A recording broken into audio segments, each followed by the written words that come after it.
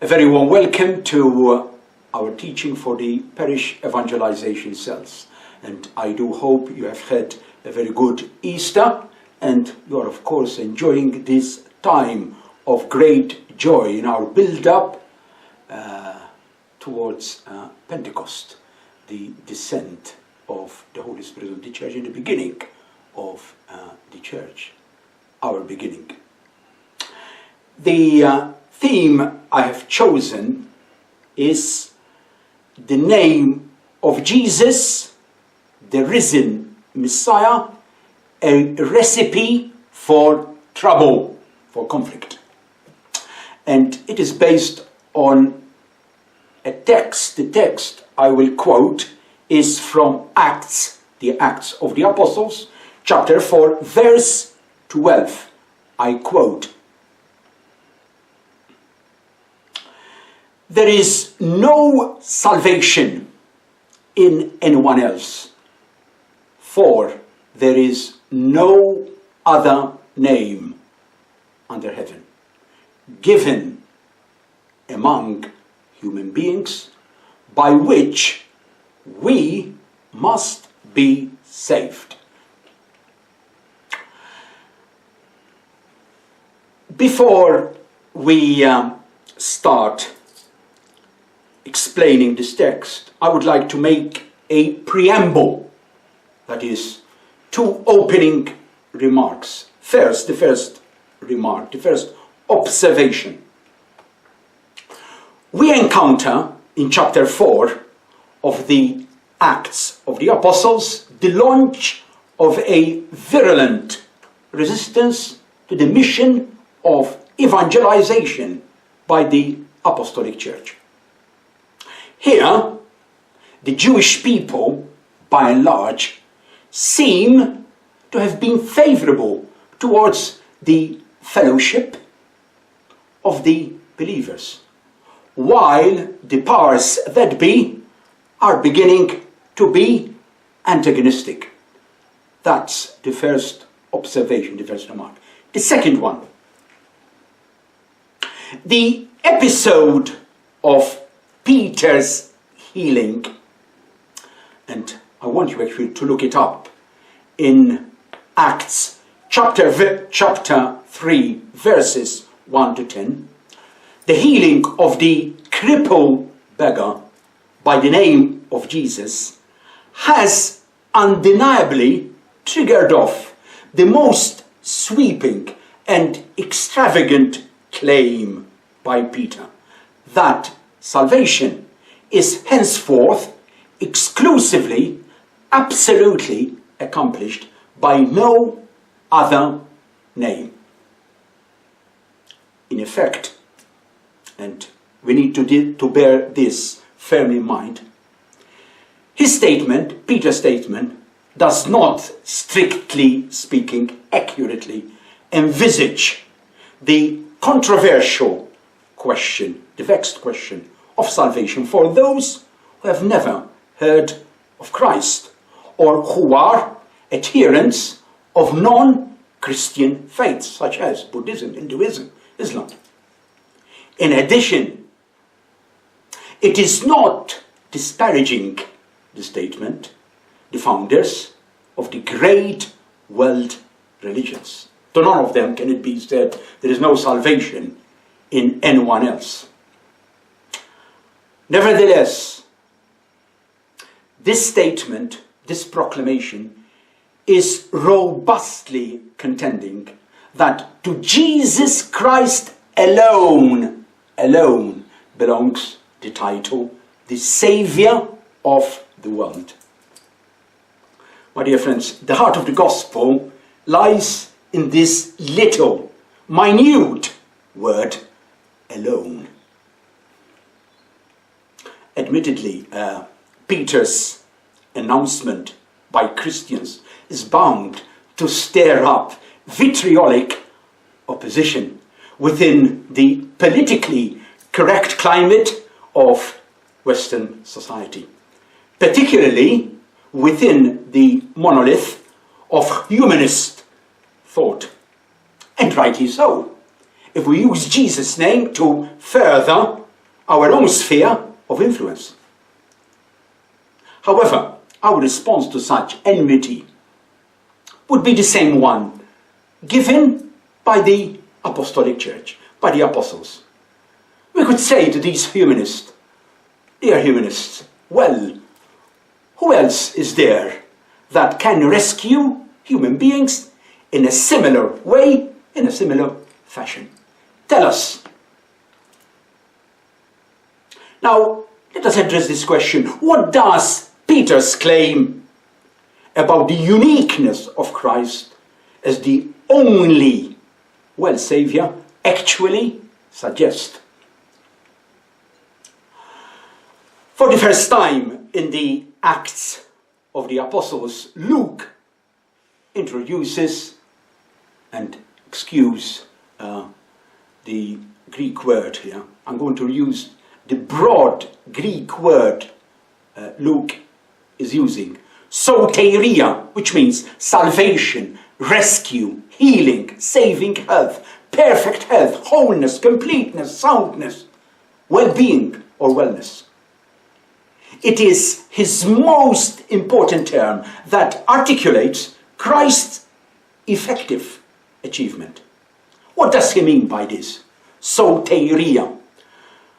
By it, he means, one, deliverance of human beings from multifaceted evil, and evil not just physical and moral, and the restoration of them to a state of wholeness. So by evil he is referring also to the political and social evil. So this is a very broad term, a comprehensive term, and highly political, because he's using the word that was very much in circulation in the first century. Who was the savior of the world in those days? The Soter, Caesar, the Roman emperor. And it was the Roman empire that brought peace, preservation and wholeness in the world. So it is politically loaded term. So, according to Peter, genuine salvations comes exclusively from the once rejected but now glorified Jesus, the risen Messiah. For it is the only name that saves, and also the only name provided by God throughout the universal world under heaven, and made available for all humanity who turns to it, given to human beings. Peter's evangelistic assertion, and also it's a confession, is thus an implicit but bold and confident invitation to the Sanhedrin, the highest Jewish tribunal in those days in Judea, which at the time consisted of aristocratic Sadducees, priests and lay people, and academic Pharisees, the intellectuals, the scholars, and subsequently all humanity to place their faith in Jesus, for he is the central vehicle for God's salvation on a universal scale. In other words, his claim is that the salvation of Israel and the whole world are inseparably bound up to faith in Jesus' name. It was indeed this powerfully unique name that delivered the lame beggar from his physical affliction. And Peter is saying, if you, as the government elite of Israel, the whole human race, stubbornly persisted in repudiating to put their faith in Jesus, they would eventually bring destruction on themselves. In the book of Acts and also in the Gospels, faith, what does the word faith mean here? The conscious, deliberate acknowledgement of Jesus' name is constantly emphasized as an essential condition for receiving salvation. In his speech at the temple prior to his arrest in the wake of the healing of the lame beggar, Peter said, and I quote, listen to these words, "On the basis of the faith in his name itself has made this man strong, firm, whom you see and know. And the faith that is through him that has given this perfect health to him before all of you." Now, this text is addressing or is given our fundamental reason for evangelization, for the proclamation of the gospel. It is offering us the primary reason why you and I should proclaim the gospel. We must be rather cautious from reading too much into Peter's claim, the thinking that we hold.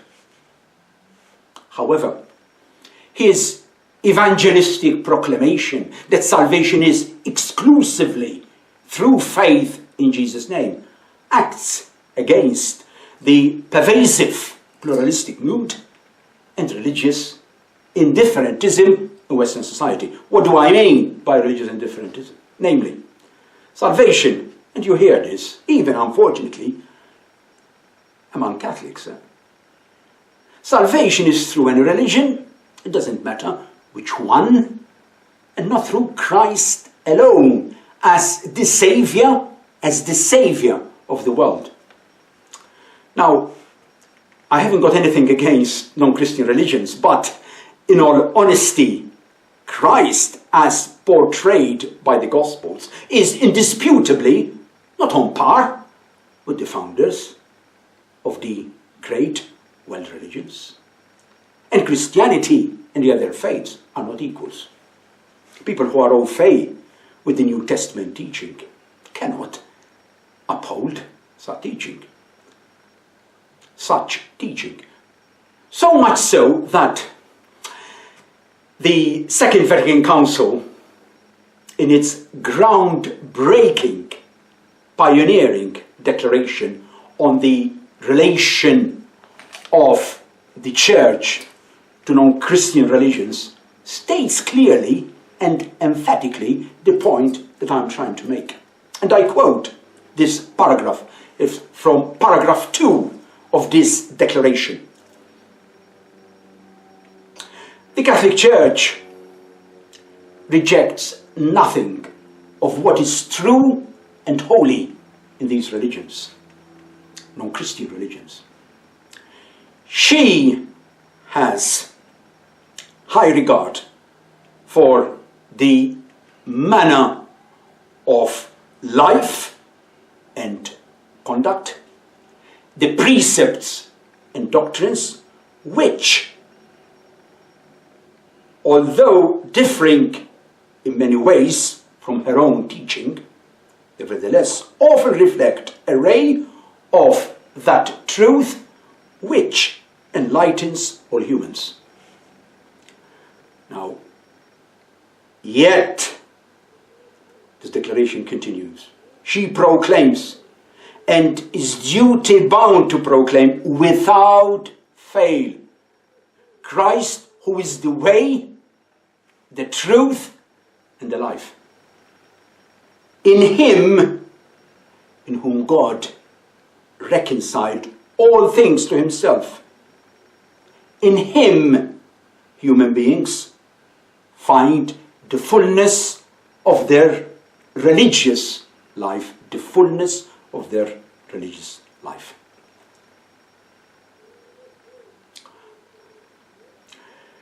Peter's exclusive claim unquestionably undergirds, underlies, underpins this evangelistic mission of the church, and indeed our mission. Why such an absolute claim is justifiably made? Why? And the reason is this. It is exactly because Christ has been the first one to be raised from the dead. He has indeed been the first one who has passed, and the second one in our Catholic faith is Our Lady. Through death to man's destiny. And for that reason, humanity can reach its final destiny only through Him as the way, the truth, and the life. This line is essential. We find it in John's Gospel 14:6.